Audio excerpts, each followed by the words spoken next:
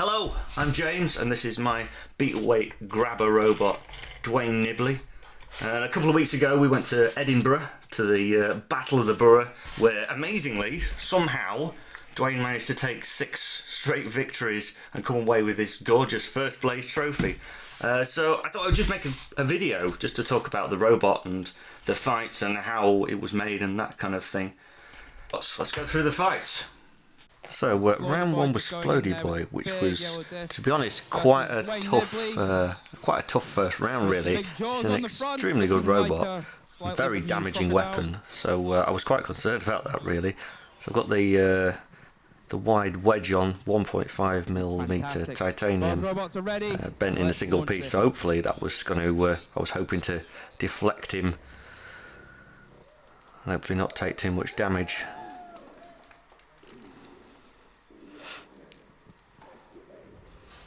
Boy spinning up there as Dwayne Nibbly rushes in. Luckily, straight away, I was able to get him from behind and then took the opportunity to kind of drive him around the arena, try and make it hit the walls as much as possible, try and make it throw a belt or damage itself in some way.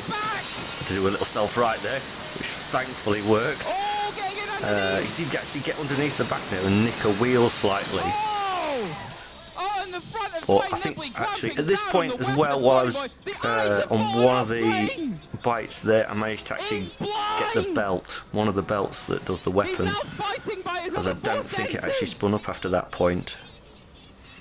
But he's clamping down using the teeth to grip into the side of one thing I did find in this fight is I struggled quite a lot with traction. I don't know whether that was because he nicked the wheel earlier or just another reason. Trying to spin up, but not much is happening. Probably could have left him for a count out at this point, because he's not moving at all. Oh, and he's dragging it backwards. I'm quite keen to get it in the pit. Dwayne Nibbly trying to get the robot towards the pit. Again, he's still struggling for traction. Barely able to move it. Not quite getting the traction there. Working at it slowly. Tracking down. It's actually surprisingly difficult to drive because of the shape of it, with it having so much weight up the top of the robot. It's very top heavy and tries to tip itself over. So they had to stop the fight there because Splody Boy was smoking. So for safety reasons, they called that a knockout. Fortunately, there wasn't really any damage aside from the paint scratched off the wedge and just a wheel nicked, which I just replaced. So that was fortunate, really. So round 2 is Attitude Adjuster, which is an axe robot. I was a little bit more relaxed about this one because it's round 2, and I always like to get the first fight out of the way. Partly because I wasn't so worried about getting damaged, because axe bots are all credit to him, but it's very hard to do at Beetleweight scale. I've also switched to the forks here, which he's also got forks on the front, but mine are slightly longer, so I did have the advantage. Got much better traction as well in this fight for some reason.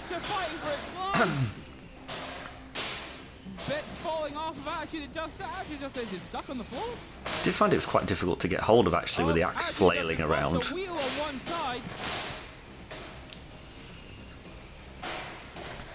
Gonna keep bringing the hammer down. So the pit's now available because it's after 30 seconds, so I decided to go straight over and press it and try and take him straight there. Slightly worried about dropping him myself, because I've done that many times. And he's so close! So close! Oh, he's got the hammer! He's got a hold of the hammer! It's so easy to just suddenly drop in yourself by accident, but thankfully, there we go. And that is another win for Dwayne Nibbly. So the heat final is against Lunatic 360, which is a breaker box style articulated lifter, 4-wheel drive. He's got forks on the front, so the same as I've got. This was probably the most tactical fight, because he's got a lot more traction than me, really, because it's four-wheel drive. And from the first, when we first made contact, our forks kind of locked together there, so neither of us was able to get underneath the other one. Did manage to get a grab on him here, but I wasn't prepared for this actually. He started using the arm on the side to try and lift us both up and try and get out. Oh, so close! He did it a couple of times. The pit is now available. And now the pit's available, so I rushed over and tried to press it. Eventually got there.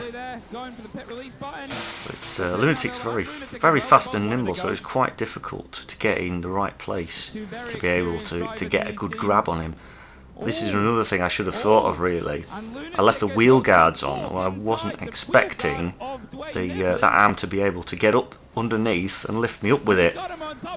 And this was really tricky at this point, because he could have easily have got me in the pit. And he nearly did there. Thankfully, let go there. That could be a mistake. And then nearly this sweep here, I could have ended up in the pit quite easily there. Thankfully, got him hold of him again. He's actually using his drive to steer us away from the pit there, and then lifted us up again. But then, just to, I actually let go of the jaw there slightly, just so my wheels came back on the ground, so I could push him. So there we go. That was a tricky fight. That was very tactical and very tricky. Okay, so we're in the top 6 at this point, which I completely wasn't expecting. The next opponent's Night Fury, which is a horizontal spinner. A beautiful machine, gorgeous, kind of very unusual design, the shape of it. So I've got the wide wedge back on, taking the 3mm titanium forks off, and really I was just happy to be this far. But this was probably the most dominant fight for it. When we actually get it going, I got a good grab on it there, and decided to give it a ram around. Same thing I did really with Splody Boy. See if I can damage the weapon by getting to hit other things. Keeping the top jaw high out of the way of the bar. Just trying to hit it into the wall, do anything I can really. Have to let go every so often, because in the rules it says I can't hold it for a sustained amount of time.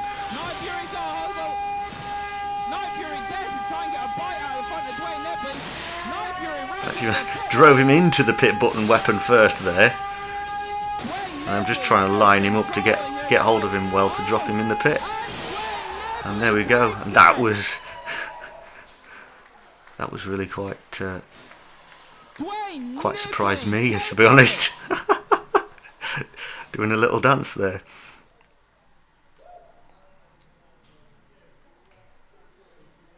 If you look, I appear just next to the arena door there, doing a dance like a pillock as well. So next fight is Drizzle, which is a massive vertical disc spinner, and frankly I wasn't expecting to win this at all. If you were to pick a robot that's kind of the perfect counter to Dwayne, this would probably be it, because the way the disc is means that if I go head on with him anytime I try and bring the jaw down, it's going to hit the weapon first. If I put the jaw down, it'll definitely hit the weapon first. So it was really quite I had to go and give him a little nudge there because he was stuck on the floor. So you'll notice here I've got the jaw nearly as wide open as it'll go to try and avoid the disc. As mentioned before, that causes its own problems because it makes it quite unstable and it wheelies. Which has just survived everything. Versus Drizzle, which has been rebuilt more times than Rome. Yeah, like up with the jaw and see if I can get underneath him. Which wasn't working because there's next to no weight on the front. So I'll put the jaw down a little bit. And again, I've got a hit in the face there. Trying to push him, get underneath. It wasn't really working. Again, got hit. Here, notice the jaw is at the moment refusing to self-right. It kind of damaged the gears a little bit. and again, but that was a super lucky hit, because what it actually did was it knocked Drizzle over next to the wall, and initially when I tried to self-right there, nothing happened. I was waggling the stick backwards and forwards and nothing happened. So working it forwards and backwards, gradually it freed itself. At this point I was considering grabbing it and going for the pit, but the way the jaw wasn't responding, I just decided to just leave it as it was, leave it for the count out. So really I considered myself quite lucky there, because that would have probably been the only way I could have won that fight, is just by surviving and have Drizzle land on its face. So, can both compete? Because it was getting quite late in the day, we only had, between the last two fights, about 15 minutes, which was quite a fraught few minutes really, because after the Drizzle fight I had to change the grabber motor. So as well as changing the battery, changing the front end to face Daedalus, I also had to tear the thing apart to resolder a new motor in, which was quite exciting few moments, but we got it done. Right, so here we go, the final. Cosmin really is an outstanding robot here. He's won multiple events in different weight classes with different machines. And Dwayne Daedalus is probably one of the most fearsome spinners in the country. Now I've got to fight it with my silly crocodile robot. Mainly the tactic here, all I thought was if I could survive the first 30 seconds, get the pit open and then hope for some good luck. Here I did when I got hold of the wheel, I did consider if I could ram it into the wall, if I could keep hold of the wheel, maybe I could pull it off, but it didn't work. If I'd have thought here, I maybe could have backed off a little bit so I didn't get hit there while it was gyroing. That ruined the gear motor that does the jaw, so really it's not working at all from this point. So really I just changed tactic to just headbutting it here and hope to survive. He's sort of gyroing over the pit here, so I went to go push the button and hope that he would not move away. Well, that didn't really work. So really now I'm just hoping for some good luck and then make Daedalus pinball around and see if I can get it to fly around a bit. And well, I'll let you see what happens.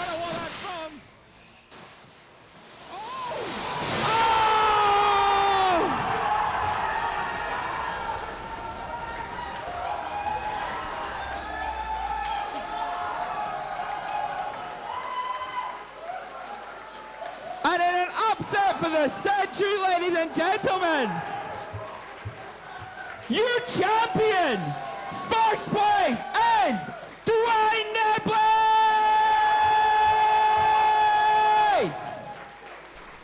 So there you go, thanks for watching. I hope, if nothing else, I've proved that you don't necessarily need a CNC machine or a machine shop full of expensive tools to build a competitive Beetleweight robot. Mine was designed in Fusion 360, which is free. The plastic was just cut with a jigsaw.